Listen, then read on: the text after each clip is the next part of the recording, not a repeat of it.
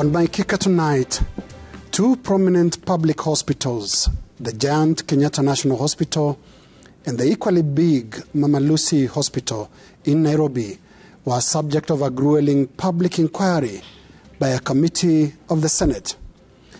I am, and I believe many Kenyans, were haunted by the amount of tears poured at the Senate committee hearing as relatives of deceased patients narrated to senators alleged cases of negligence at both the Kenyatta National Hospital and the Mama Lucy Kibaki Hospital. Shocked senators were told about accident victims lying on the cold floor of the hospital as cleaners mopped around without much of a care. Then there was the harrowing story of the late Maureen Anyango, narrated by her tearful husband, Robert Omondi. Omondi's late wife had given birth to twins at the Mama Lucy Hospital, but developed complications necessitating referral to another hospital. Omondi told the senators how much time was lost with his wife's condition deteriorating and eventually ending in her death. Now, as we leave the question of alleged negligence to be determined by the Senate committee and other competent authorities, let us discuss what else constantly featured in the complaints of those who appeared before the Senate committee. They all complained that they were not treated as human beings. Their dignity was violated. Now, I'm tempted to conduct a random survey and ask, what was your experience at the Kenyatta National Hospital or Mama Lucy Kibaki Hospital? Or let us throw the net even wider to include any other public hospital. What is your experience? Let me share my experience. Just over 2 years ago, I had a sick relative who was referred to the Kenyatta National Hospital from a county hospital. An ambulance carrying my relative arrived at the accident and emergency area of KNH at 7:30, and my relative was ushered into the examination room where the patient was processed by an impressive pair of medical attendants who finished the process in no time. We were then ushered to the next stage, which was getting audience with a doctor. At the time, the country was smack in the middle of the COVID-19 pandemic, and so I was properly masked up. It was also a very cold night, and so I was wearing heavy clothing that included a hoodie over my head. This gave me perfect anonymity to follow all the processes as they unfold. And because the condition of my patient was not critical, I had all the patience to wait it out without making too many inquiries or complaining.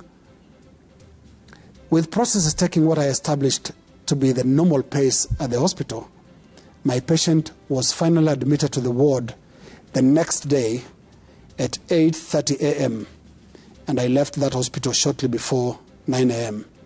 In total, that was more than 12 hours of processing a referral case. On that long night, I made several observations and conclusions about KNH. First, and in all fairness to the hard-working medics there, the workload can be clearly overwhelming.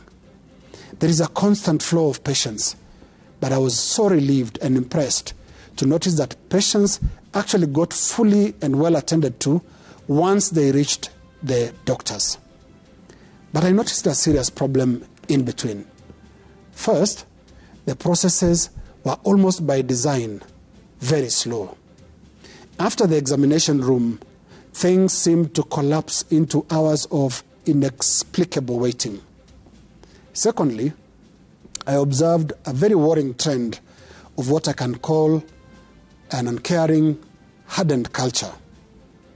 I saw an unidentified accident victim lying on the same spot unattended for the entire night, for the entire time I was there.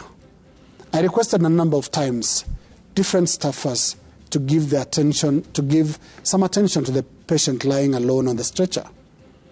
I really hope he survived. Third and final observations. Yes, I saw it with my own eyes.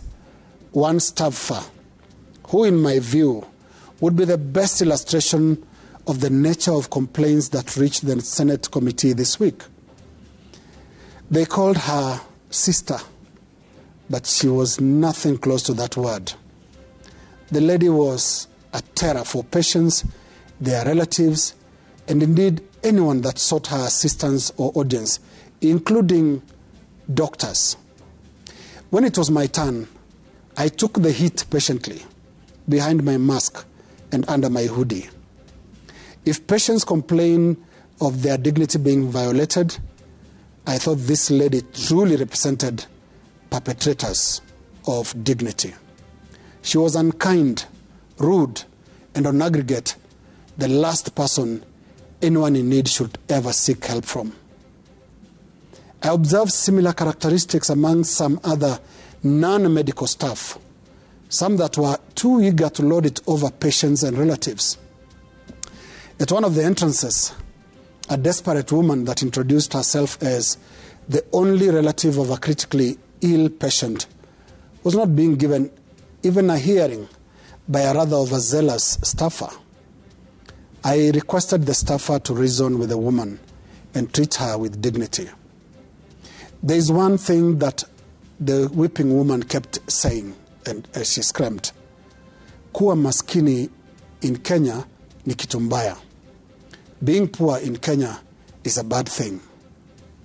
I don't think the Kenyatta National Hospital or Mama Lucy Kibaki Hospital or any other hospital, public or private, should ever remind any person of their status, of their poverty, or otherwise.